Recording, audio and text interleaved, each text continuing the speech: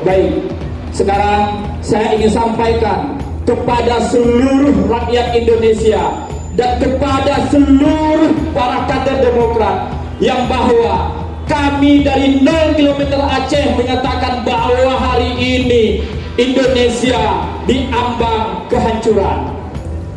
Bahkan bukan hanya diambang kehancuran, tapi juga diambang kepunahan. Hal ini dapat dibuktikan dari dihancurkannya demokrasi yang ada di Indonesia oleh oknum-oknum para pejabat penguasa di Republik ini. Maka hari ini saya sampaikan kepada kawan-kawan semua, untuk itu semua hanya ada satu kata, yaitu lawan. Lawan, lawan, lawan.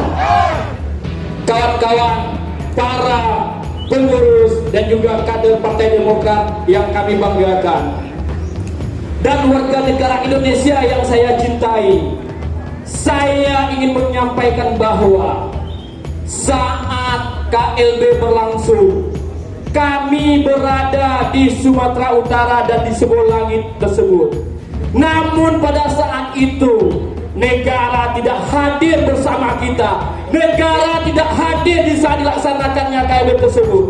Hal itu terbukti tidak adanya aparat keamanan yang menjaga kita di sana, sehingga terjadilah konflik fisik antara kader Partai Demokrat dengan ormas-ormas di sana, serta dengan para preman-preman yang dibayar khusus untuk mendapatkan makan satu hari saja.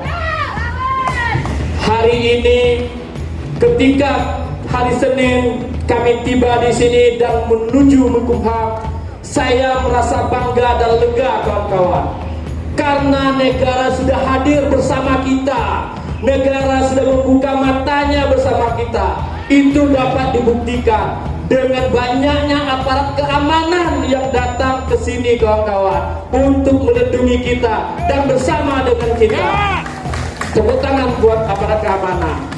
Tidak hanya itu, kawan-kawan, Bapak Kapolsek pun sempat naik panggung bersama kita untuk mengingatkan tentang keselamatan kita, tentang bahaya corona dan lain sebagainya.